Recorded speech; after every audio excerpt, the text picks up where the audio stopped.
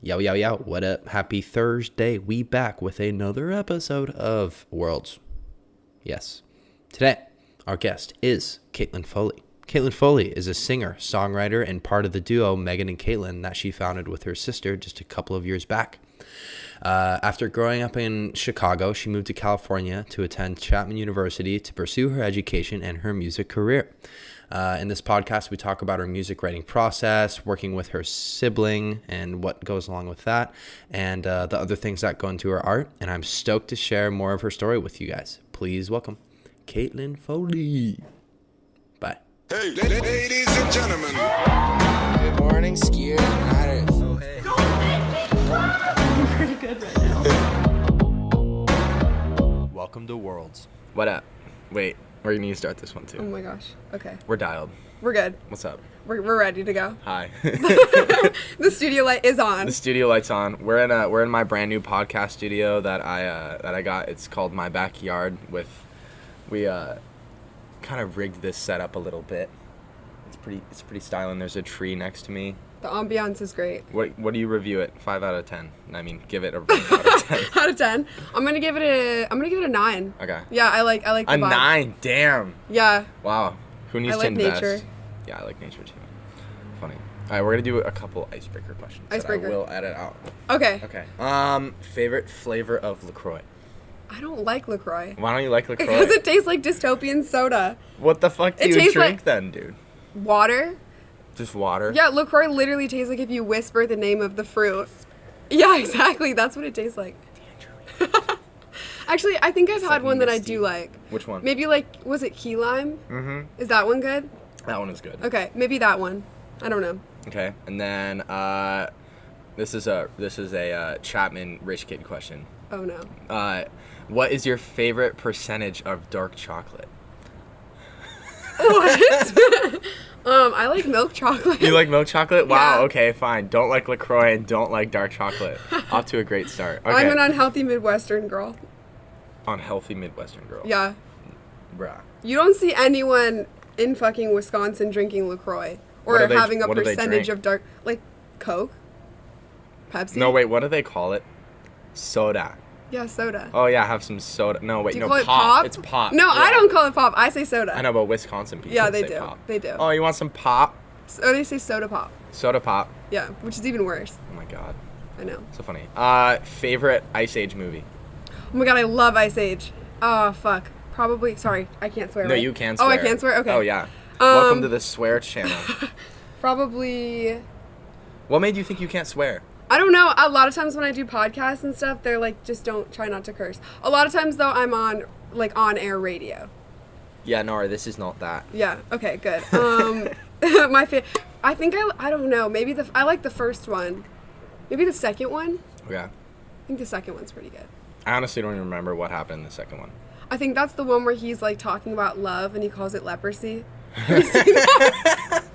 He's like, he has a disease. That's great writing. It's like the L word. Leprosy. Yeah. And then he I'm goes, in no, leprosy. the 4-letter word, and he goes, lice. And they're like, no, it's love.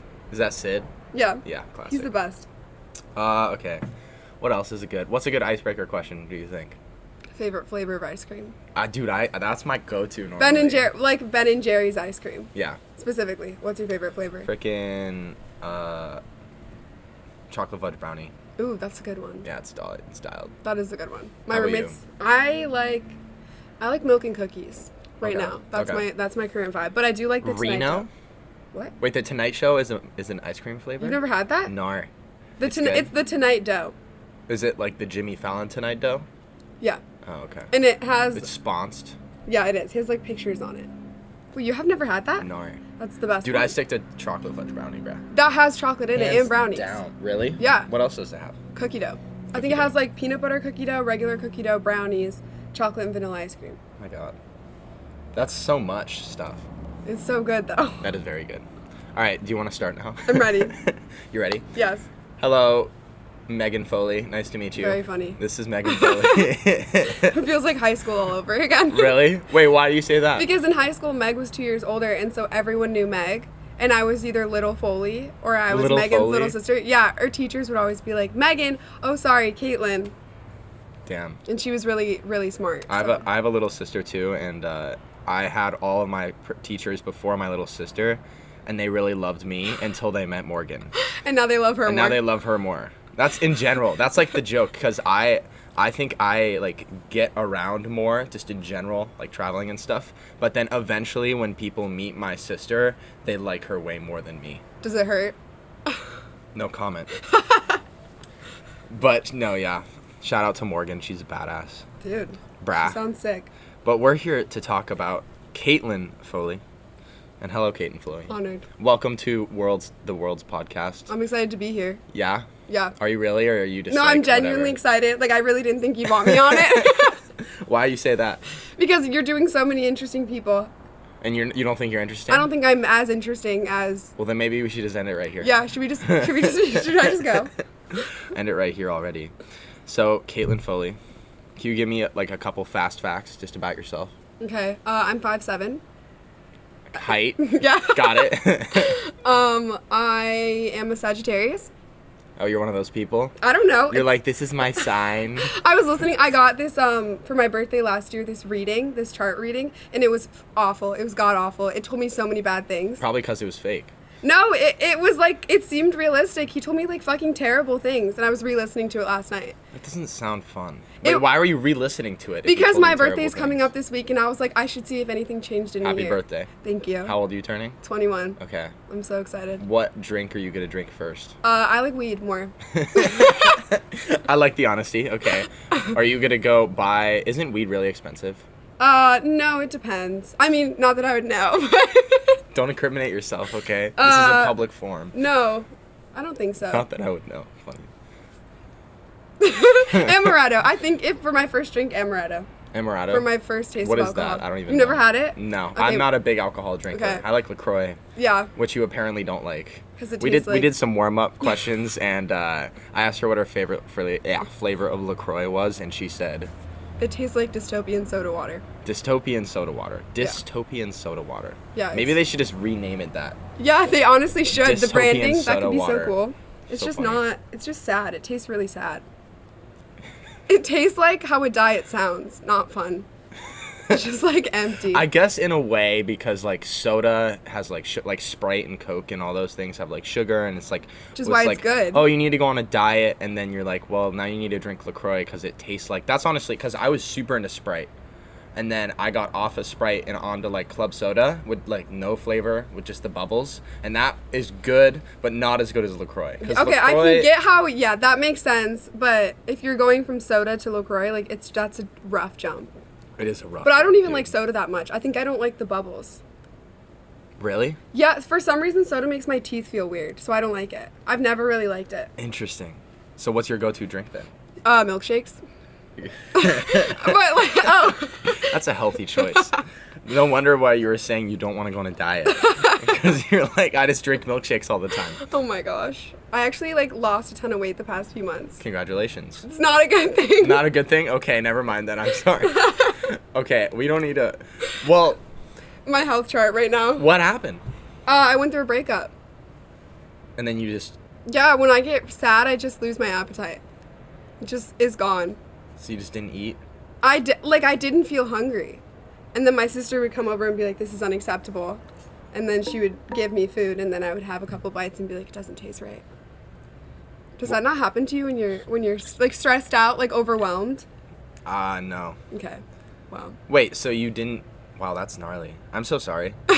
No, Holy shit. it's fine. It's fine. I think like after that, is this a thing where if you don't eat a lot, your stomach gets smaller? Is that an actual yeah, thing? that's a thing. Okay, then I think that's what happened to me because for like a good 2 weeks, I just didn't eat like at all. Like I would have maybe a couple of Cheez-Its because that was my meal of choice. And then after that, I just had, I don't know, a smaller appetite. I've been really into Dino Nuggets. That's what I've been really into lately. Wow.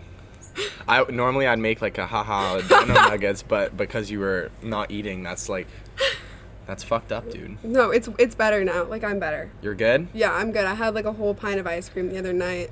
Okay, well maybe go from like not eating to like a salad or like You milkshakes would and always ice just cream. eat like a plate of, I swear, just lettuce. Yeah, I had 6 eggs this morning with a lot of lettuce. No, not lettuce. It's spinach. Because lettuce is just a lot of water. No, but I remember, like, freshman year, you would just, it was like you were a dinosaur. Like, what are those ones that have the really long necks? Brontosaurus. I don't know. You're, whatever one it is, that's what you are. Giraffe. A giraffe. Giraffes are dinosaurs, dude. Let's just make Should we that just, make sense. yeah, I think it does, actually. But no, yeah. For people listening, we go to Chapman University. Well, yeah, wow. Basically, all right, we go to school together, Caitlin and I, and oh look, there's a train in my studio. That's crazy. But so I'd go to the caf and like the cafeteria, and everyone sees each other at the cafeteria, and I'd like sit with Caitlin because I'm friends with her, mutual friends, and like all that stuff. And I would just like, I felt unhealthy when I ate at the cafeteria, so I would just take a plate of spinach and lettuce with no dressing or anything, and then just like at the end of every quote unquote meal I ate, I would just eat that It's so sad. to make myself feel better. It And was people so, thought I was a sometimes dinosaur. I remember you just eating that, though.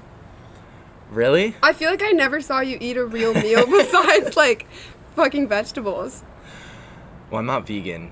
My girlfriend's vegan, and that is gnarly, bro. I could never. I think my dad It's would so disown gnarly. me. Why? Because he's a farmer, and What kind of farmer? corn and soybeans, but we have cattle. So he is a vegan. Okay, you have cattle. we though. have cattle. They're not technically ours, but they're on our land. Do and you know what the process of making that nice Become- cow into a nice I hamburger prefer is? to not know, but my dad like picks out a cow, and then that's what we eat at home. Do you name it? No, never. There you go. You can't never can name it. Yeah, you can't name it. But Oh yeah. my gosh. Dude, yeah, I went to a slaughterhouse farm one time with cows, and it's not pretty. Yeah. But people should realize what it is. Like, so like hunting, like I want to get into hunting, but Why? people, there you go. That's the reaction.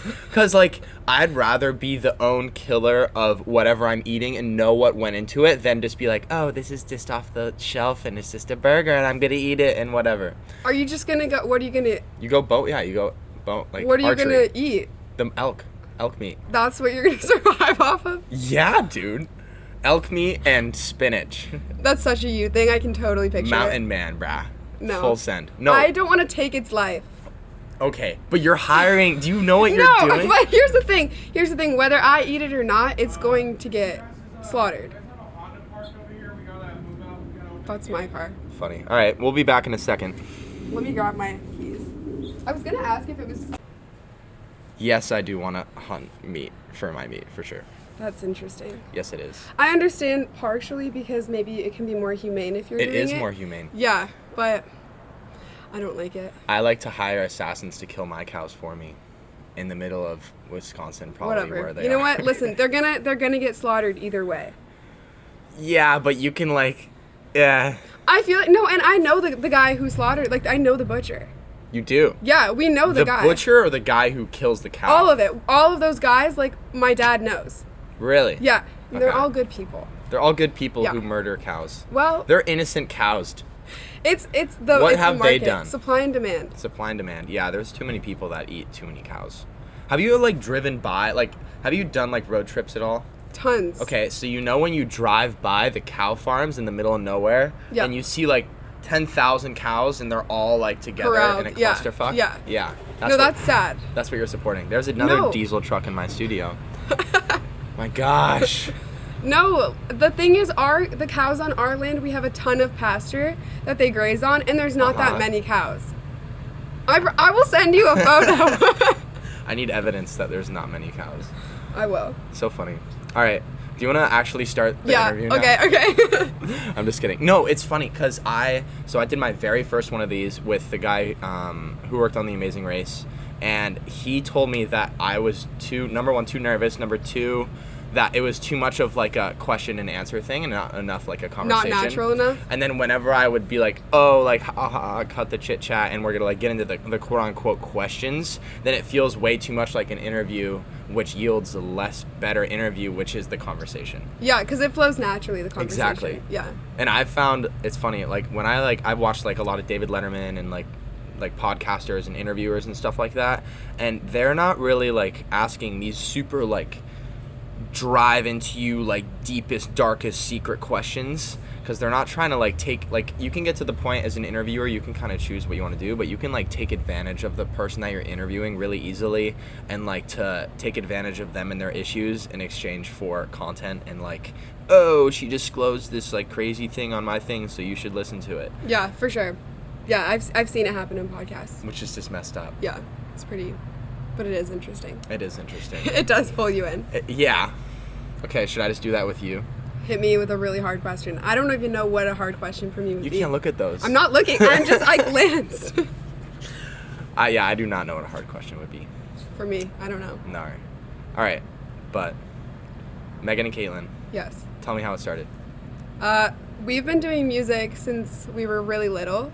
Meg started when she was, I think, 7 or 8, and she started playing guitar and writing songs, and my parents were super supportive, so that she would go and perform in bars. Yeah. Like open mic nights, things like that. And then I saw it, and I always liked to sing. Like, I would sing on the playground for people, Hannah Montana. I did full performances in Hell like yeah. the first grade. Oh yeah. And I knew I liked singing, and I wanted to be like Megan. So I said, I want to go sing on, in bars on open mic nights. And my parents were like, okay, you can do that. So I started going to perform as well, and I would just sing like cover songs. And then I wanted to record, and Megan was recording, and they said you have to write songs to record. You can't go record somebody else's. My dad was like, you need to write your own. So I said, okay. So I went upstairs and I taught myself piano, and I started writing songs, and they were awful. Like, truly, they're terrible, and I have the recordings, and it's so embarrassing. And so then as I got older, like, we both started to do it more and more, and we fought a lot when we were little because we were sisters. So we would argue a lot. And everyone would tell us, like, you guys should do it together. Like, you guys would be so good together. Your voices would blend really well. You guys both write. Like, you play different instruments. Like, this could be really cool. And it was more so Megan, because she was the big sister, and she was like, no, I don't want to be with Caitlin. I don't want to work with her, whatever. And then when I was in high school, I think she was a senior and I was a sophomore, our school put on a Battle of the Bands, and they had never done it before. So Meg came to me and was like, hey, the head of it asked if I wanted to do it, if I would form a band. Like, we should just do it for this thing and see what happens. So I was like, sure, sounds good. I think we wrote like 3 songs in a week, and then we performed, and we ended up winning. And I think there was like maybe 4 or 5 other bands, and you won like studio time. So we thought, okay, we might as well record these songs. So we did. And then someone reached out to us from the Battle of the Bands and said that they were doing like a county Battle of the Bands that went all the way to statewide. So we were like, well, we might as well try it. And then we won all the way up to state.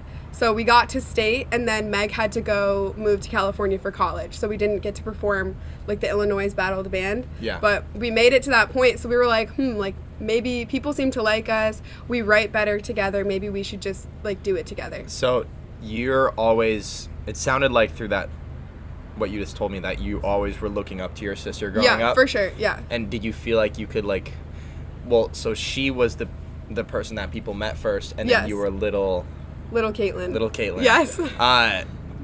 And was she like an inspiration for you in finding music, or did you find it by yourself and then independently you and your sister wanted to work together? I would say that she was definitely an inspiration. I don't think I think eventually I probably would have started writing songs, but she definitely was the reason why I was so interested so young. And she's the reason why I have so much experience so young, because I wanted to be like her, and I saw what she was doing, and she was my cool big sister, and she was super talented. So I think that if she hadn't have done it, I don't know if I would have at such a young age. I think eventually I would have found it, because Yeah. I do love it, but she's the reason for sure. That you found it originally? Yeah. Mm-hmm. And what was your original like musical output? Was it like piano, or was it always singing, or It was always singing, for sure. I started to play piano just to write. Like, my piano playing has always just been a tool for writing songs, less of actually caring about the piano sound, which I do wish that I knew more of the technical side of piano, and I do want to learn that more. How much has your like technical, so you said you want to learn the more technical side of piano, well, that could also like lend to your songwriting capability though. For sure, 100%. Yeah, because I tend to write just to get my thought out and what I'm trying to say, because definitely my songs are more of a diary than anything else. Yeah. But I feel like in the beginning when I was learning, it was literally just because I wanted to sing and I wanted something behind me while I was singing. So that was kind of why I picked up piano. And then in high school, I took a class. I took piano lessons when I was like 7. Down the street, a woman had a piano, and I don't really remember anything from it. And then in high school, I had started teaching myself, and I took a piano class. And my teacher was really cool. He would let me perform in the beginning of the week because we would like all week learn a song and then perform it on Fridays. Yeah. And he would let me perform it on Monday, and the rest of the week I could just write songs. So that was cool because I could just be in class and like work on writing songs with piano while everyone else was like learning what they actually had to. So do with you it. were you like, he saw potential in you at a younger Yeah. age? Yeah, he knew that I came in knowing piano. Like I knew a lot of stuff just because I had taught myself and I'd been performing and things like that. So he told me, you know what, if you learn the song, just go ahead and perform it on Mondays, and then the rest of the week I would do like other stuff that we were working on, but I would also get to write my own stuff. Yeah. And so was that in middle school or high school? High school, I think it was my freshman year, Okay. maybe my sophomore year. And how did your musical, intuition and inspiration and everything in your writing process and everything change throughout high school, like freshman to senior year? Okay. And was that a big developmental time for you? Yeah, I would say that it was because my freshman year, I was writing, but I feel like I was trying to write what I thought people wanted to listen to, and I was focusing more on that rather than saying what I felt. And then as time went on, I think I started to be more honest in my songs, and also I just became like more of an open person. I feel like when I was younger, I was more closed off, and not shy. I was definitely always outgoing, but I definitely didn't like talking about emotions or anything that affected me. And then as I got older, I got better at that, and my songs got better, and I just stopped caring about what people were thinking when they were listening to it and more about like what I wanted to say. Wow. Yeah, that's incredibly that's really profound. Did you find how much have you found since that what you want to say correlates to what people want to listen to? I found that the more honest I am, the more people like the songs, to be honest. And it shows. Yeah, 100%, because I think that people can sense when it is vulnerable and they connect to that.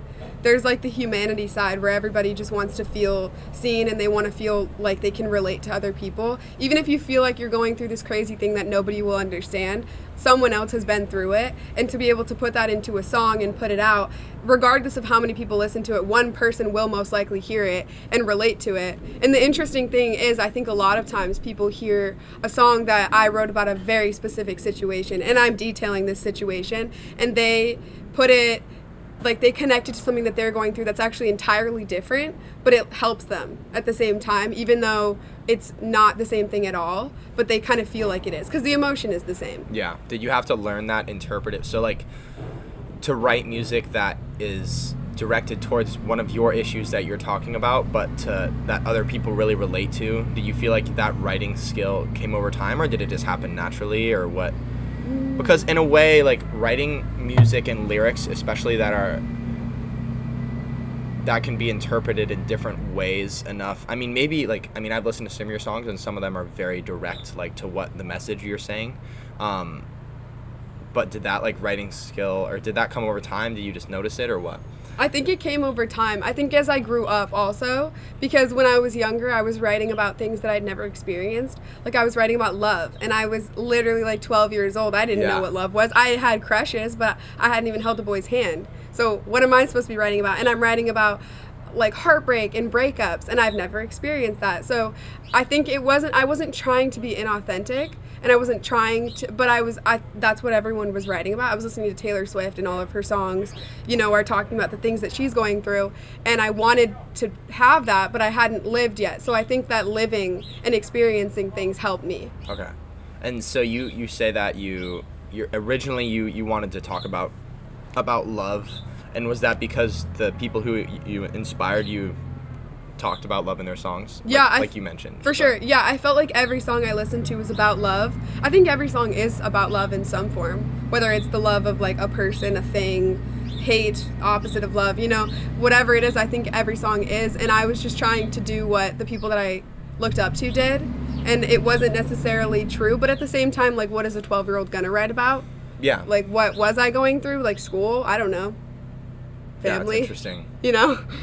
And so since then you started writing about love, but you didn't understand love. For sure. But now you've definitely gone through more things. Yeah, 100%. Yeah. And then how has that changed as far as, okay, now you're writing about love from the perspective of actually have loved people and Yeah.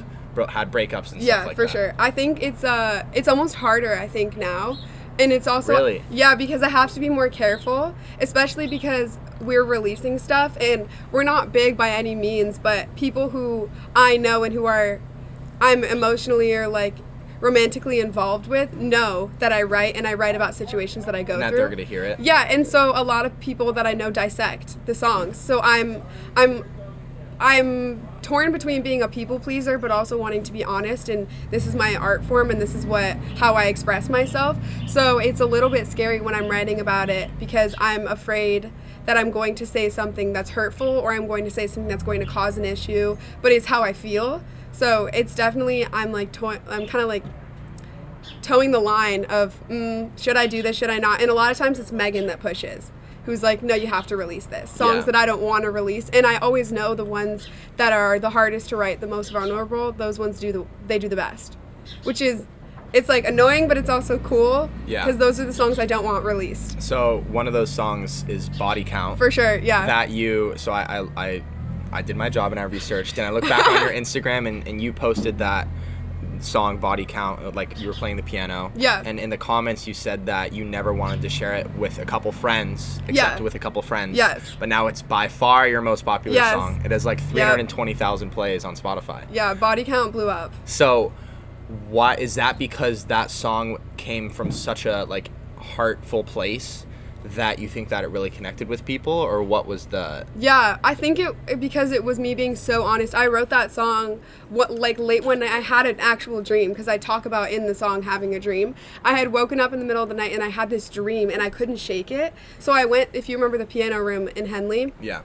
I went down to the piano room like late at night and I just started writing, and I just started writing this situation and how I was feeling about it. But it was almost embarrassing because the song is me recognizing like, oh, I really care about this person, but I also realize that they view me as a body. Like they just see me as being someone to hook up with, a body, and the fact that I'm okay with them treating me like that is sad. Yeah. And so I was writing it as like an embarrassing thing about myself, like why am I doing this? But it was really honest, and I wrote it really quick, and I remember playing it in the piano room a couple nights later, just kind of like fixing some lines, and I had a group of girls knock on the door, and they were like, what are you singing? Like we tried to what's it called, where you try and Voice memo record yeah, or where you try and find out what the song is. And that's the garbage truck. I really need if anyone wants to sponsor this so I can get a recording studio that's not in my house or outside. Honestly, the outdoors are kind of nice though. Yeah, you guys get some bird sounds and Yeah. garbage trucks and diesel trucks and the sound of helicopters and planes. But anyway, so people were recording, or no, they were trying to look it up. Yeah, like Shazam, I think it is. Oh. They were trying to do that, Yeah. and they knocked and they were like, we can't figure out what song this is. And I was like, oh, I just wrote this, so you're not gonna find it anywhere. And they asked if they could listen, so they sat and I played it for them. And I remember being like, oh, like this is. I didn't know, I wasn't that confident in the song either because I had just written it. I don't know, like when it takes a while for me to be like, oh, this is a good song. Yeah. And they listened, and then I showed my like best friends, and I was like, okay, I'm just gonna put it to bed though, because sometimes when I write, it gets rid of the feeling. Like once I finally put it down on paper and I finish the song, then I'm okay. I can step back from the situation. Therapeutic. Exactly. Yeah. Yeah. And that's what happened as I wrote the song, and I realized like I faced the problem that I was having and the insecurity and just like what I didn't want to accept, I accepted it. And then after I wrote it, I just felt like this weight lifted off of me, and then I felt better and it was fine. And then I played it. Megan, I started kind of working on it, and she was like, this is pretty, like this is a good song, like would you consider recording?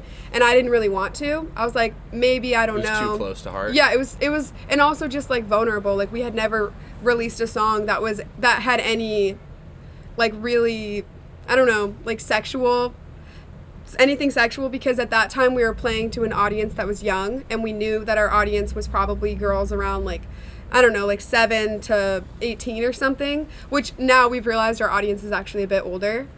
Do you know what Maybe. it is? Yeah, our audience now is like 18 to 26 and mostly women. Okay. But at the time it was like young girls, and we had everybody in our ear being like, you can't swear in your songs, you can't Who's everybody?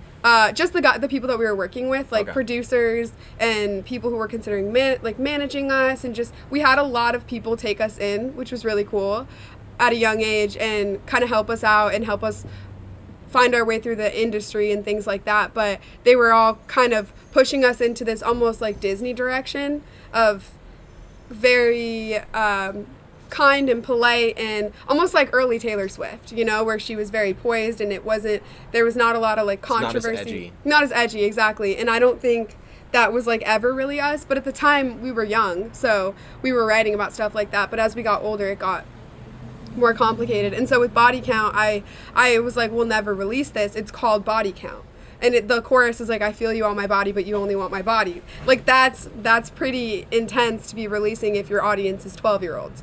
So I played it. I think our producer heard I played it for him, and he liked it, and we were gonna just put it on the album. We were like, we can just put it on. People probably won't even listen to this one. We're not gonna push this one. And then I had taken a video of me singing it over the break that my freshman year, and I'd posted it on my Instagram, and it got like some good feedback. Like my friends liked it, and the reason why I posted it is because I was talking to one of my girlfriends about it, and she said that it really helped her. Like I sent her a voice memo. A lot of times I'll send my friends voice memos of songs that I never release, because if they like it, then they can listen to it, but it's not by any means produced. And so I thought, you know what, like kind of like fuck it, like I might as well. It's my Instagram. I don't have that many followers. Like no one really pays attention. Nothing's gonna happen. How many do you have? I don't know, like 1,000. I don't know. Yeah, it's good. Somewhere around there. I was just curious because you said I don't have that many, and sometimes people will be like, I have 1 million. Yeah. No. oh, I don't have that many. No, really, I don't have many. And this is like my personal page anyways.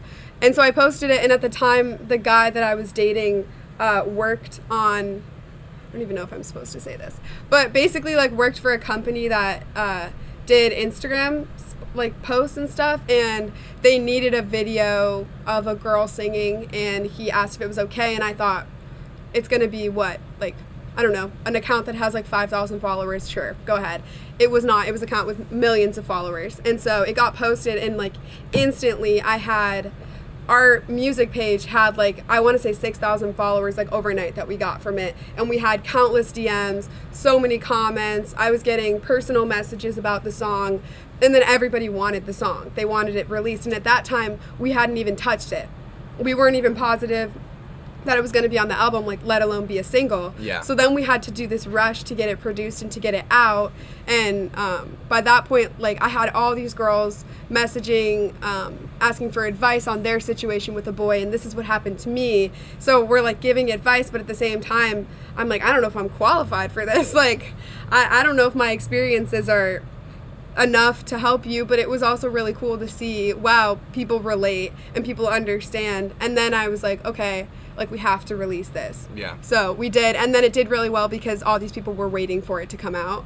We still get people who message us and are like, I want an acoustic version. I'm like, So the illustration of the album cover is a silhouette of a photo that you have on your Yes. Instagram. Why did you choose to do that? Because- And can you describe the photo first? Yeah, the photo is literally just me like against a colorful wall, but it's just like the silhouette of my body. And the song, we decided we didn't want it to be our faces because the song is, I don't know, it's not like a type of song where you hear, I don't know, where you picture two girls in a flower field. You know, it's kind of dark and it's vulnerable and it's sad. And so we wanted to do like an outline of a figure of a woman. And we were looking up photos, and our label was worried about copyright and issues. So I was trying to draw women, and I was really, I'm not a good artist at all. I suck at drawing. And Meg was trying, and nothing looked right. And then I found the photo of me, and I thought, okay, if I just outline my body, then we can see what happens. And my label was like, that's perfect because it's an actual photo of you that you own, so like nobody can question it. And plus, it was about a situation that I had been through, so I thought my body was fitting to be more personal. Yeah, exactly. And so that was just kind of what we went with. Yeah, looking back, it's like I do wish we had been a little more creative with it, but oh well. So you didn't include your faces, and it's just your body. So does that like speak to like your thoughts on like the objectification of women and for stuff? sure. Yeah, 100%. And less of even like the objectification. Yeah, I guess for sure that. But just I think in general, with hookup culture, a lot of times, and it goes both ways. Like seeing people as just like someone for the night, like a body, like just someone to kind of not use, but I don't know, to like fulfill a need. Yeah, basically, Yeah. it's you're not seeing the person, you don't know anything about them, you don't really care about what's going on inside. You just are kind of all there for the physical. Yeah. And so that was definitely part of it. Plus, we were super rushed because, like I said, we were getting like angry, aggressive, like threatening DMs about releasing that song. It was really intense, and I was like, I'm so sorry, it doesn't happen that fast. And our producer was in Chicago, and we were here, and it was like kind of complicated. So we kind of rushed it, but yeah, I would definitely say that it speaks to that. Honestly, the song was more so just about me processing why I was okay with it, and just the embarrassing realization of like fuck, like I say that I value myself, and I say that I wouldn't let someone walk all over me or use me, and then here I am not even just allowing it, but like being completely okay with it, like being complacent. And why am I doing that, kind of? Like, if I'm someone who says that I demand respect, why am I letting this person, and I know that it's happening too, I'm not naive. So it was kind of like just, I was frustrated with myself more than anything else. Yeah. So originally you said that your producers and your label Yeah. were pushing you in like the Disney direction, and Not then- even, actually not the label. Not the It was label. more so like we had worked, when we were young, we opened for a band, like a pretty big band in Chicago, and one of the guys who was in the band kind of took us under his wing, and we spent some time in Nashville living with him and his family recording. He's like literally like a dad to us. Yeah. And I think that's partially why, because he viewed us as like his daughters, and he wanted to like protect us. He's the one, we actually had a different band name before him. We were called Fenced In.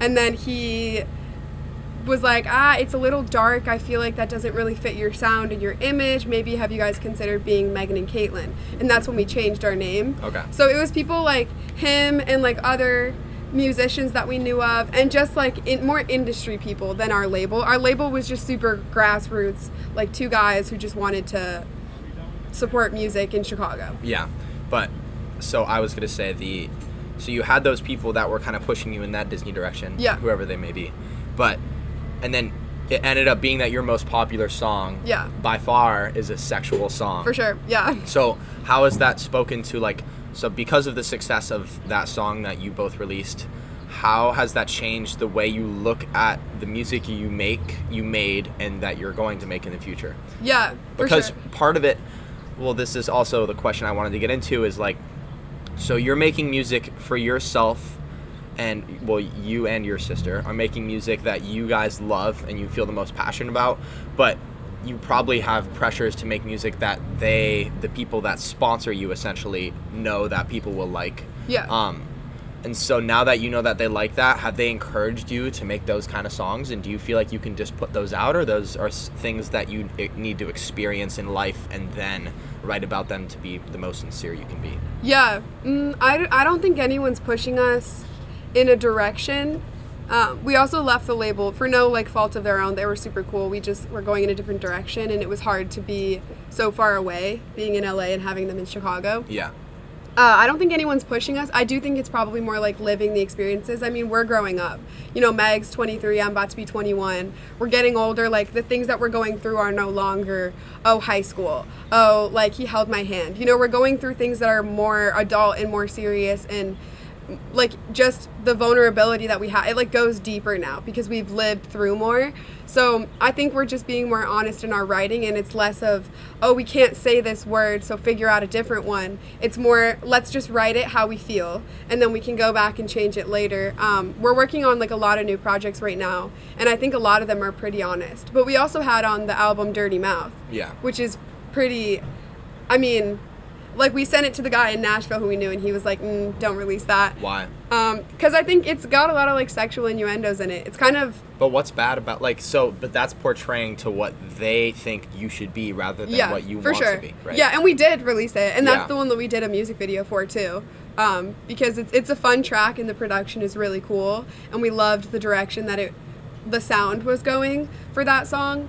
I think it was more so just even evaluating what do we want our image to be, you know, because for so long should we be these girls who are like you associate with flower fields and whatever, and then freshman year like we were both dyeing our hair crazy colors, you know, so then it's that. yeah that's when you met me. Yeah.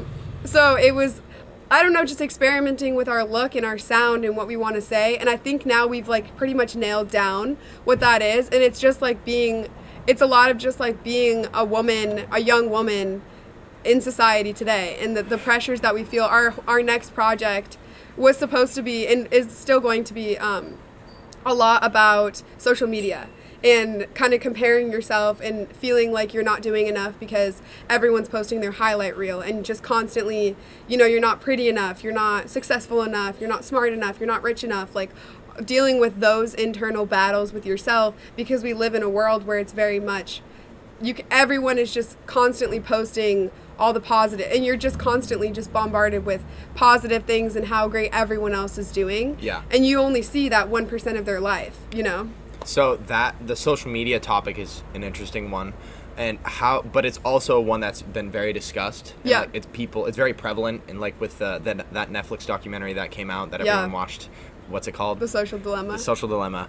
And also I think just the like global and national awareness of social media impacting people's lives is definitely going up, and that's also been expressed artistically a decent amount. So how do you find a unique voice within that to say like all of those ideas that you just talked about, but how do you make it different than what other people are saying? Like make it our own? Yeah.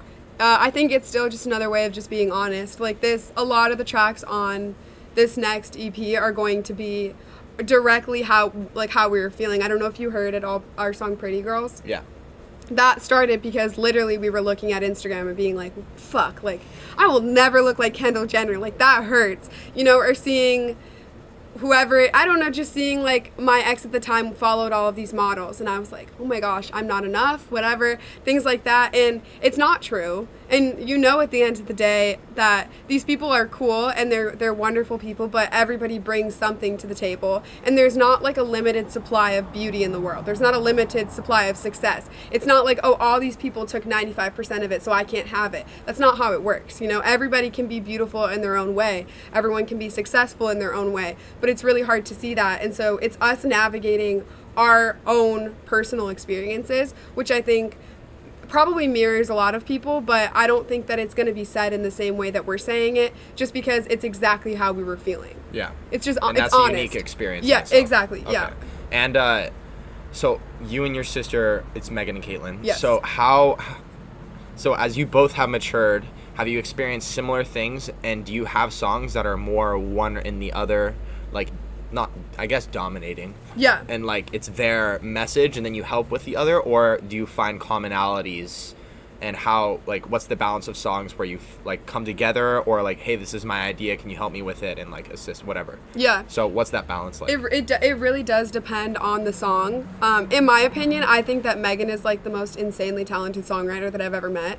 She's so clever with her words, and she tends to bring more of the pop, sassy, like fun side. Her lyrics are, if you hear a lyric of ours and it's like really like just fun and like clever, it's probably Megan. Do you have any examples? Hey Boy, our song Hey Boy. Yeah. Megan started that one, and that one is so good, and she did like a lot of the writing on that one. But I would say mostly every song of ours is 50-50, regardless of who actually wrote it, because then we take it and we dissect it, and I'll be like, I don't like that lyric, she'll be like, I don't like this, and then we invent different melodies, like we restructure the song. So I feel like pretty much it's always pretty equal, but a lot of times we do come to, like, we'll sit down and she'll say, okay, I wrote this song, let me show it to you. And I'll be like, oh, I love that, and then we'll do something with it. But we did have on the album 2 songs that we both did individually, and then we kind of assisted each other, but it was vocally just one person mostly. So the song for Meg was Difficult, which is actually my favorite on the album. It's the one that I'm the least on also. So I like that one the best. I think it's like so well written, and her voice is so pretty on it.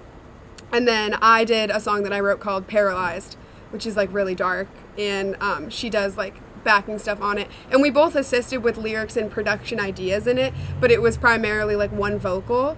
But we don't tend to do that often. It does tend to be more of a collaborative thing. And I mean, the other thing is the distance, because for a while over the summers I was in Chicago and Meg was here, so we'd be sending each other voice memos, but the whole song would be composed by one person sitting down, but then we would still kind of dissect it. Or like a song we just wrote in the airport, we just sat down together and wrote a whole song in like a good 15 minutes, just because we had the ideas. The nice thing is we always know what the other person is going through, because we're sisters, so I always know exactly what Meg is thinking and feeling. She knows exactly what I am, so it makes songwriting really easy. Do you take more of a role as far as like lyricism or the actual, well, you don't do the production, do you? We don't do the production. Okay. No, we so have producers. what would you say your role versus Megan's role? Like, does one person dominate one thing versus the other, or what would you say that balance is? I would say styles are different. Meg, like I said, is the more pop, sassy, kind of fun side, and I bring a lot more of the emotional, kind of dark, which partially could be because I have a lower voice. I feel like when I sing things, it sounds more sad. I also play piano, which makes it more sad, but that tends to be the balance, because I have more of a, not like blues, but a little bit more of a blues sound with dark and kind of sad, and I'm more descriptive of exact situations, whereas Meg can be more broad. Okay. So that's like kind of how we come together, is we make these songs that are a mix of both, but I think it's a healthy mix. And then occasionally we'll have a song that's completely pop and upbeat, and then we'll have one that's completely like piano, kind of sad and dark, so we can mix it more. That's how I would say we balance. Is there a genre that you like making the most? Yeah, I love the Chelsea Cutler style. I'm really into like Chelsea Cutler, Julia Michaels, if you know who they are. So I love making that kind of sound. We have one song on the upcoming EP that has kind of that sound, and I'm so excited for it. So I think I tend to like that stuff more. That's like sad and emotional, but the production almost makes it upbeat, because I naturally tend to make songs that are slower and more sad. Why is that? I don't know. I think I love sad songs in general. Even when I'm happy, I like to listen to sad songs. Just because I think that sad songs are the most honest.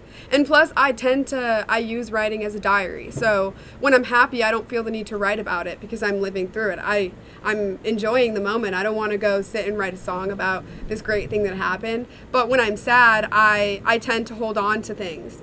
And I like to present like a really happy face to people, even when I'm not when I'm going through things that I don't want to talk about, or if I feel like I have talked about it too much with people and they're getting sick of me complaining about this one thing, then if I go and write it, then I'm therapy, I guess. Then I'm putting it into words, and it helps me process. So I tend to use it as a diary, and I write the most when I'm sad, or when I'm going through something that I don't know how to explain, I don't know how to wrap my head around it, then that's when I tend to write the most.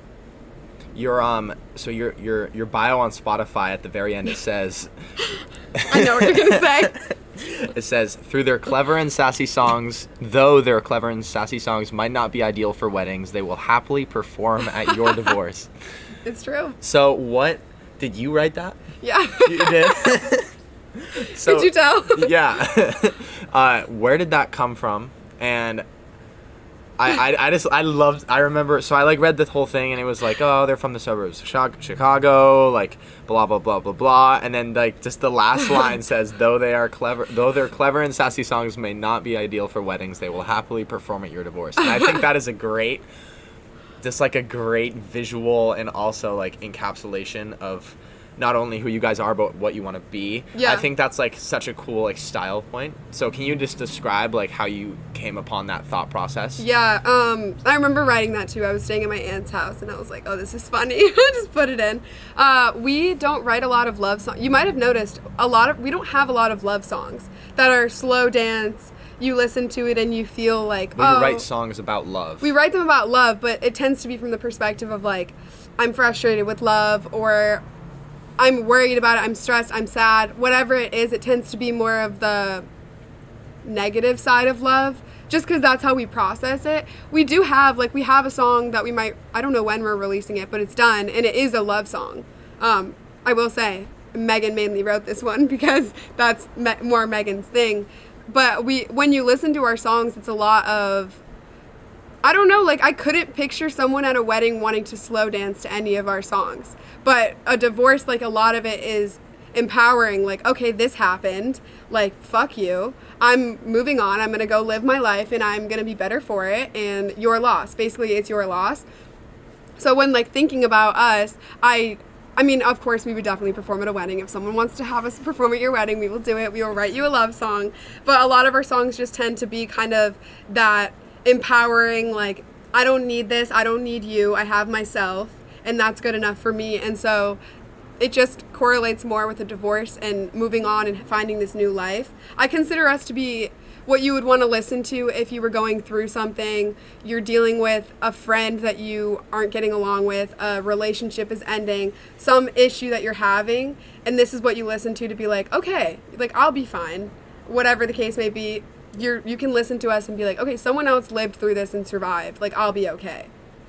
So do you think that it's your audience listens to you, so they'd probably find you because they're going through something like that? Yeah, probably. And they relate to those lyrics, but outside of that, so you talk about how when you're happy, you're not writing about things that are sad, obviously, but the things that you write mostly are sad things. Mm-hmm. So is that how does that correlate with your audience in that, well, maybe if I'm happy, I don't want to listen to sad music, right? Yeah. So are you worried that, like, people will just be, like, too much like, this is just depressing as hell, and I just, like, would love a happy song. I mean, yeah. And you and your sister wrote a song, I forget what it's called, and it was just about your relationship, and then LA. Yeah. And that was also about, it was in the Instagram comments, it was like, enough about boys, we're gonna talk about, like, our relationship, and I thought that was, like, it was cool. Yeah. And refreshing, because I love, like, all the songs that talk about love, but also, like, it's cool to hear something different. Yeah, for sure. But so yeah, what do you think about your audience interpreting all of those things? I think one thing that we get some comments on is about boys, like about writing about boys. But to be completely honest, a lot of the songs that sound like they're about a boy is about a friend. Okay. Because we both have struggled with friendships throughout our lives, and we both tend to use the pronouns of like he. Referring just because it's easier, but there's a lot of songs that we have that are actually about failed friendships and fighting with a friend, like having, yeah, exactly. Both. We've had like guy and girl friends that things haven't worked out, but we tend to write it about, and it sounds like love. It sounds like you're writing about a breakup, someone that you were in love with, but it's a friendship thing, but it's not interpreted that way, which I get, and of course people are going to interpret it however they'd like. But we do occasionally write a decent amount of songs that are about social causes. We wrote one when I was like, one of the first songs we ever wrote was about Black Lives Matter when I was, I want to say like 15 or 16. We wrote one like that. We've written one about like coming out, like for people who are, like our brother is gay, so things about like coming out and being accepting and things like that. We've written a ton of stuff like that. It just doesn't seem to do as well as the ones that are about us going through shit and being sad. But LA is a fun one, and we wrote that when we were actually like both not doing well, like we were really having a hard time, and we just wanted to be on the beach. And it's this fun song. It sounds so fun and light, but we were actually going through a lot of stuff, and we were just manifesting what we wanted in the life that we wanted. But we do write a decent amount that are not fully just love and sadness. They just don't tend to make it on the albums. Why is that? I think partially it's because we're not as connected to them. We feel less, I don't know, I love LA. I think it's so much fun, and I think it's a good one to like. I'll listen to LA sometimes, and it's cute. It's like the beach sounds in it, but I don't connect to it. But when I listen to songs like Bad Terms, which is the title track, that one I can remember those feelings, and I can remember exactly what I was going through, and it is still therapeutic to listen to it, because I can imagine it with different situations than what we wrote it about, and be like, wow, like, okay, I got through that. That was rough, and now there's this whole new situation that I'm thinking about. And so the therapeutic, so wait, So you say you listen to those songs. How Yeah. much do you listen to your own music? Not often. Okay. Yeah, not often. I tend to listen a lot when we're in the demo stage. Like right now, we have a ton of demos, and I listen constantly because I'm trying to find, okay, I don't like this, I want to change this, or just to get a feel for the song. But I tend to over listen, and then when we release it, I don't want anything to do with it. Like, to be honest with you, the days that we release songs are some of the most, you would think it would be so fulfilling. And I don't know if this is just a personal thing or if it's universal with musicians and artists. It's kind of a really empty day when you release it and it goes out, because first of all, you're expecting a response, and it usually doesn't live up to what you're expecting. But also, this whole project that you've been working on and so excited, like, that's it, it's done, it's out, and then it's like, okay, now what? Now what do I do? Like depressed after. Yeah, it's almost like when you get back from a trip and you're like, that was so much fun, and then you just lay in bed and you're like, I'm never gonna get those moments back. Yeah. I personally, I've had that with, like, so I've released, like, films and stuff Yeah. like that. And especially, like, I did one that in summer of 2019. And it was such, like, a long process, like, months and months of just, like, working. And then it all came, like, to the last couple days where I was just, like, all day just grinding and editing and, like, working with my my collaborators and stuff like that. Shout out to IFHT and those guys. But then after I released it, and then it was like I got an award for it, and everything was great, and then I just came back to school and I had no, like, purpose. Yep. Like, you feel like you work so hard and, like, grind, and then you release it and you're like, that's it. And then you're just like, I don't know what to do with myself now because I just worked so hard on this thing, and now I'm just, like, searching for things to put myself to, and you get that. It's almost like postpartum. It's like your baby. Yeah, basically. Yeah, it's like that's a good way postpartum to put it. depression. That's a good way to put it. Yeah, it's really interesting, because I think people tend to think, oh my gosh, that's got to be the best day. Now your songs are all out, but and also it's a little nerve-wracking because you know certain people are gonna listen. And in high school, I had one song that it was really controversial. Was it a roast? It was a roast. It was. I would say to one of our most sassy, and I don't even. It was a like, it's well written. It's funny. The lyrics are funny, but it was written when I was pissed. I was angry, and I went for some jabs. It was like a fuck you song? It was, yeah, basically. And it got released, and the person knew that it was about them. Wow. And in fact, they use it as their fun fact, which I think is hilarious. What was the song context and stuff The like song that? context And what was... song was it so people can listen to Oh it? my gosh. I guess I'm far enough removed from it that it's not a big deal anymore. But it was when I was in high school, and I had a crush on this guy, and he was pretty popular at our school, and he was a year above me. And I don't know, we had a back and forth thing for a while, and I kind of thought it was never like, oh, he for sure is into me. It was always a game between us, but it was flirtatious for sure, 100%. Like, there's no other way to put it. And I came to school one day and I found out he had a girlfriend for like 2 months, and he just didn't tell me, and he had kind of kept it on the down low. And I think it was intentional. It was definitely intentional. And I was pissed. And this is gonna just totally give it away, but he was my locker neighbor, and so I would see him all the time, and we went from talking like every time we saw each other to I wouldn't even look at him. I was pissed. I was done. For months we just didn't speak, and I went home from school that day and I wrote the line, and there's a couple lines like rich boy with poor manners. Oh shit. There were some like pretty intense lines, but I was mad, and the song is called Hey, Where's Your Girlfriend At? Rich boy with poor manners. Yeah. Damn. No, it was a lot. But we wrote the song. I called Meg. We finished the song like on FaceTime that night, and I was like, okay, I wrote the song. I feel better. I didn't want to release it. This one I dug my heels in. I did not want to release this song. I wanted no one to hear it. And of course Meg's like, no, we have to release this. So the summer comes. No, actually the last day of school comes, and we were performing for the lunchrooms, like outside in the courtyard. And one of my friends went up to him and said, "Did you hear your song?" And I almost killed that friend. I was like, why would you do that? I didn't want him to know. So then I think he knew. He was like, okay, there's a song about me. The end of the year came, and we still hadn't really spoken. And it comes to his last day at school because he's a senior. And he asked if he could sign my yearbook. And I was like, okay, fine. I give him my yearbook. I get his. And I was going to write Hags. Caitlin, right? I was just gonna keep Hags? Have a good summer. Oh. You didn't do that? No. Okay. No one signed my yearbook. That's so sad. No, a couple people did. I'm so sorry. It's okay. Anyway, Hags. So he takes the yearbook to the lunchroom. And he's like, I'm going to write in this. And he's taking forever. And I'm like, what is he doing in this yearbook? Because I wrote in his, like, I hope you have a good year. Like, I expect monetary compensation for my suffering. Like, it was sarcastic. It was a joke. He was going to become a doctor. So, you know, he had enough money to pay me for the emotional damages. Rich boy with poor manners. Exactly, yeah. And he wrote this really nice message in my yearbook.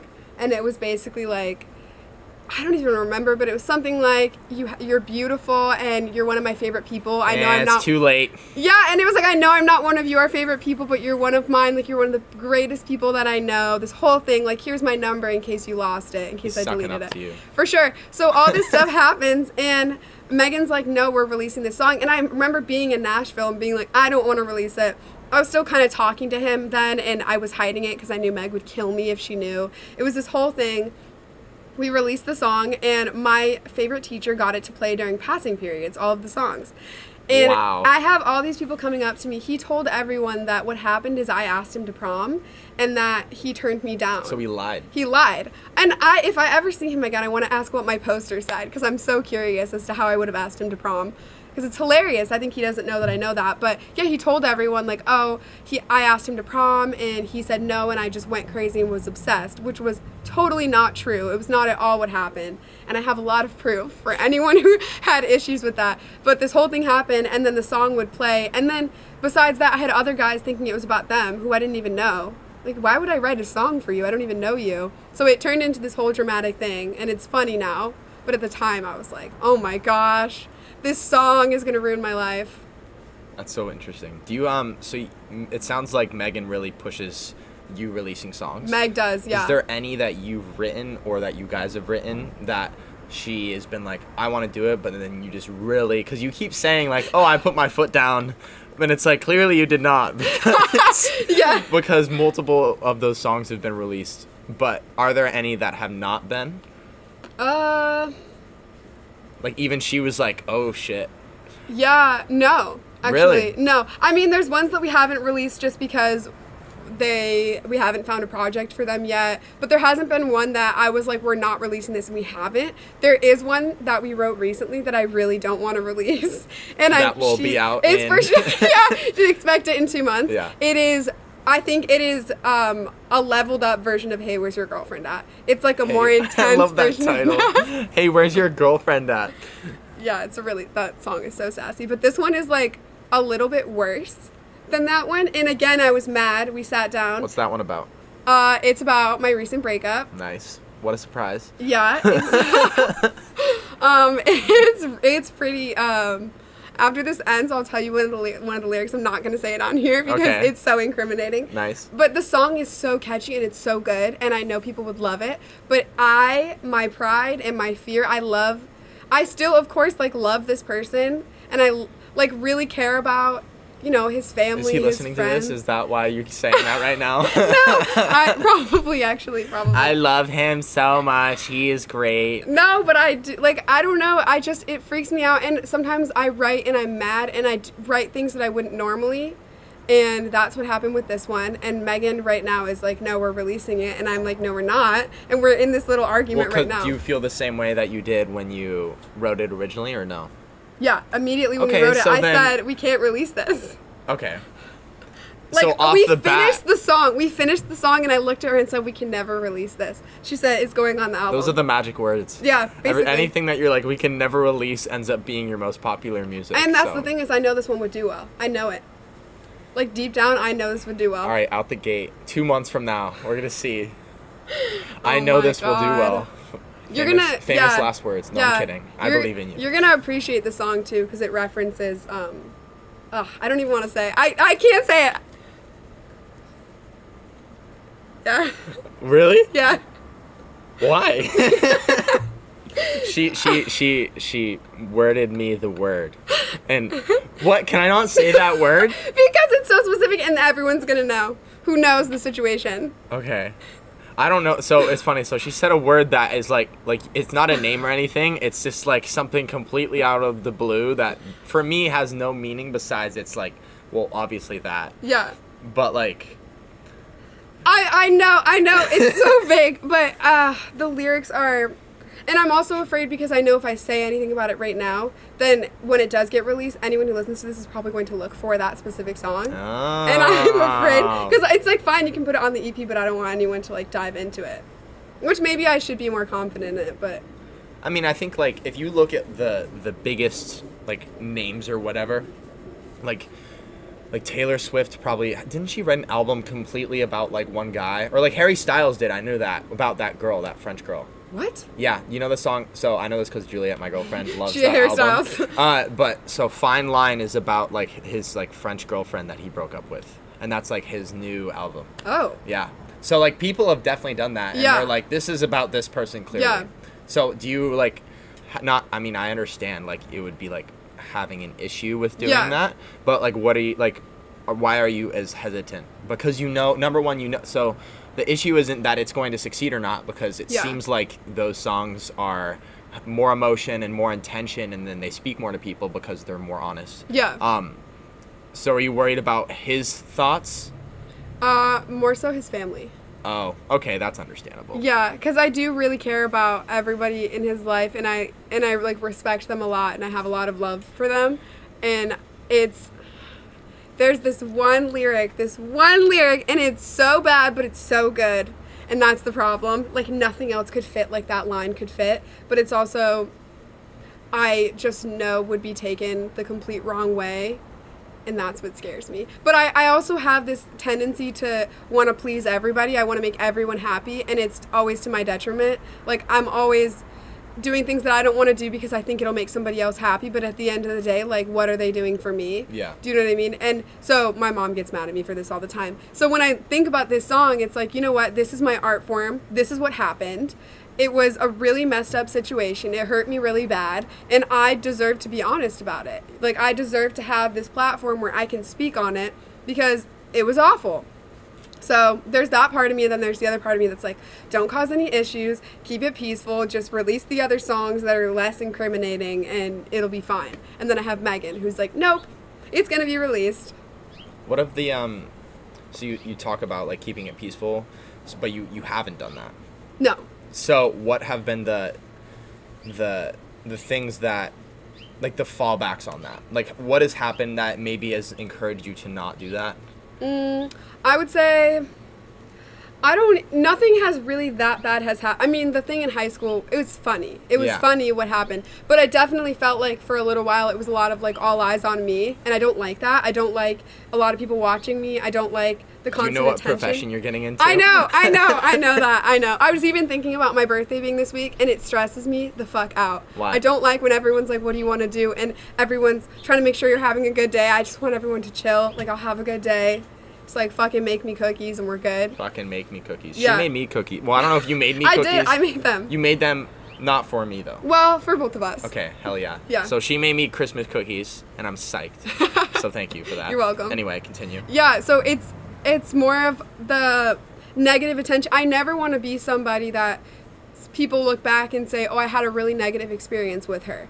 Which I know you can't always control, and I can't change how people perceive me, but anything that I can control in that sense I like to. And so with these songs, Hey Where's Your Girlfriend, that was really sassy. And that there's some lines in there that's like, okay, like calm down, 17-year-old Caitlin. But this one is more adult, and some of the issues that we speak about are semi-serious. Not serious, but I know it could be interpreted that way, and it could be interpreted like she's making fun of a situation that was really not good. But at the same time, it was my experience of it and the things that I went through, and it was really hard for me, and so I'm making a joke out of what I experienced. But I just don't want someone to listen and be like, wow, what an asshole, you know? Or Well, which people will do though. yeah. Like you can't assume. No, you're right. Yeah, you're right. You're totally right. And I know that. And as I've gotten older, I've had to accept that you can't please everybody. There's some people who are going to hate you for no reason. There's people who are going to meet you and immediately not even want to give you a chance. And that's just, you have to live with that. But I think it's more so people that I respect and that I care about. And I care a lot about their opinions, which I wish I didn't. I wish I was like a bad bitch who was cold-hearted. I don't think that's realistic though, to be a bad bitch that's cold-hearted. Like, cause you want to care about, well, people's opinions, meaning your audience's opinions. Yeah. Okay. Like, not even the audience, because I think our audience is pretty receptive, and I feel like they're similar to us. so they understand. It's more so, I don't know, like the people that I look up to, I don't know, like older people who look at us and are like, these like two young girls, like what are they doing? I don't know if that makes sense. Yeah. And have you had that yet where like you've had to go talk to someone that's older or that inspires you and you've like had to want to like impress them? Yeah, I've definitely met people who I've really wanted to impress, especially musically. We just met recently with a songwriter who we love, and we just by chance got to meet with him, and he was so cool, and it was really nerve-wracking because it's like we really respect this guy and we want to hear what he has to say, and it was totally fine. He's this cool, his name is JT Roach. He's this songwriter from Wisconsin, just a normal cool dude, just living his dream. But you know, you want to like impress them, and showing them your songs, you're like, oh my gosh. When you listen to it with someone else, you're like, oh my gosh, I should have done this differently. This is so stupid. I hate how I sang that. But when they're listening, they're not listening to it like you are. Yeah. But you're so in your head about it. Who else have you met that's inspired you? And what have those interactions been like? Yeah, let me think. I've met a lot of cool people. I'm trying to think. The main people that inspire me actually are not like musicians per se. It's more so like people in my life that honestly, Megan's really inspiring to me because Meg puts so much work into it. Our producer right now is really cool. He spends like all of his time working on music, and he's like pretty inspiring. Like he dedicates his whole life right now just to doing this. Yeah. You know, he's like 23 years old and all he does is sit in his room all day producing. So it's really cool. Musicians that I look up to are definitely songwriters. Okay. And I do this thing where when I listen to a song that I like, I want to know what it was written about. Like I'll connect it to a situation, but I want to know exactly what that artist was writing it about. And almost always it's not what you expect, which I find fascinating. Like one of my favorite songs, do you listen to Matchbox 20? I'm not, no. Okay, well you really need to because they're really good. You have definitely heard the song 3 a.m. by them though. I probably have. You have heard it, I'm sure you have. And it sounds like it's about a relationship, and it's about his mom having cancer when he was young, and like navigating the thoughts of like, why is my mom always sleeping? Why is my mom not able to come outside and play with me like the other moms? And that kind of stuff, but it sounds like he's talking about a girlfriend. And so everyone associates it as like this song about a relationship, and it's about his mom. Yeah. Do you have any songs that you've written that have been falsely interpreted that much? Yeah, well actually I would say that Body Count was I got a lot of comments like, she's a slut, she's a whore, and at the time that I had written it, I had never slept with anybody. So it was like, how am I, like they're calling me all these names for things that didn't even happen the way that they're perceiving it.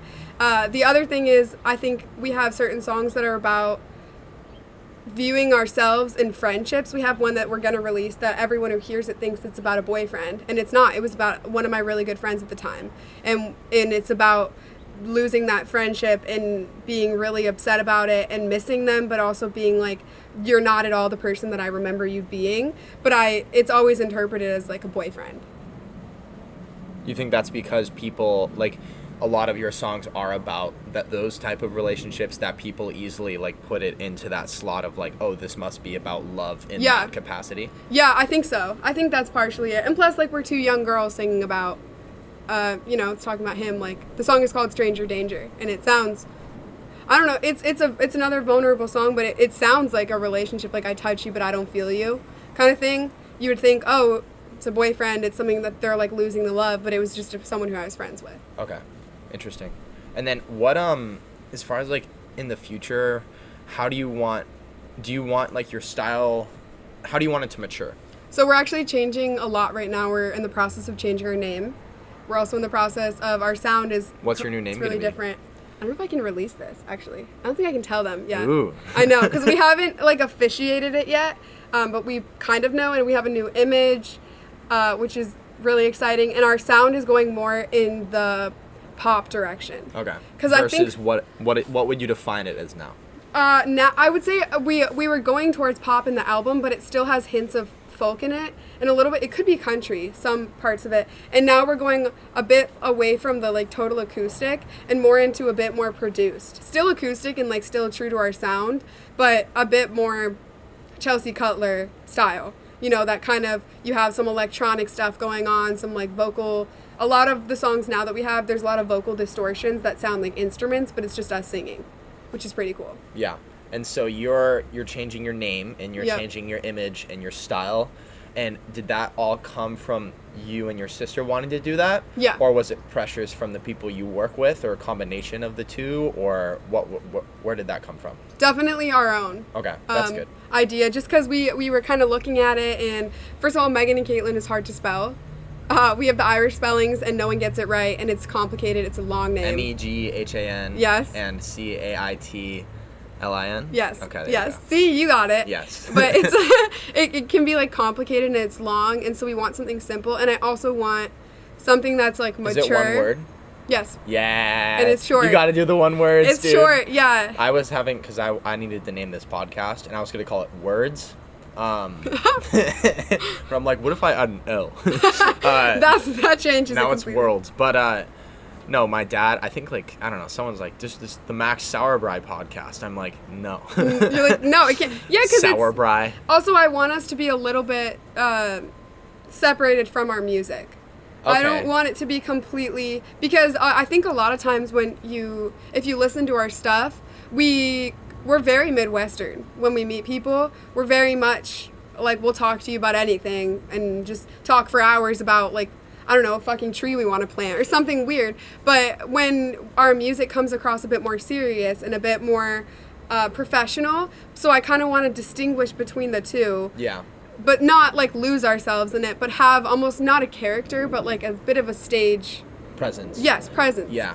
And I think that that's really important too, because a lot of people, like, when you get into these type of career paths, whether that's like being a musician or working on movies or like podcasting or like things like that, where it's so revolving around who you are, if you like affiliate your name within it too, then it's hard to differentiate yourself from like maybe who you are as a persona in the eye of the public or whatever. For sure. So then it's like, oh, it's Megan and Caitlin, and they're always Megan and Caitlin, and even when they're not on stage, they're Megan and Caitlin, or like you know Bo Burnham? Yeah. So Bo Burnham always makes fun of the fact that like he has this stage presence that's like not himself at all. Yeah. And I think that like when people interpret you, even like on this podcast, I don't know how much you're doing it, but I'll admit, like, I definitely like, I don't know if it's act up, but like you want to make, like, at the end of the day, this is entertainment. And Yeah, I want it to be yeah. educational. That's the goal. But like you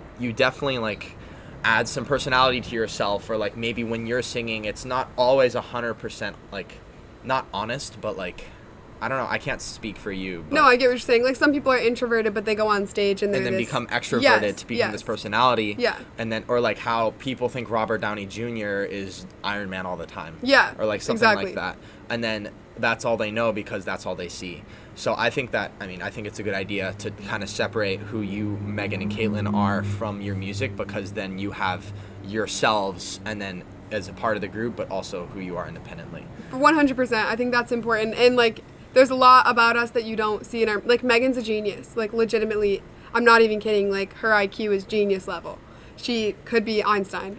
She's so smart. But I think when you see us perform, like, you don't see Megan as this, like, math nerd who's, like, really good at anything that she touches. Like, you wouldn't necessarily see that. And then I think I'm a bit more, I have, like, kind of a dark humor, like a more sarcastic side that a lot of times when we were younger and we would do interviews, you know, I had to be more positive and, you know, fun and you know what I mean? But Do you feel like you were like you were almost acting out a persona that A little people bit. align with your music that Yes. they expected you to be? yeah, I had to be careful with my word. There's been multiple times where Megan hits me when we're doing interviews. No. I don't remember what the one.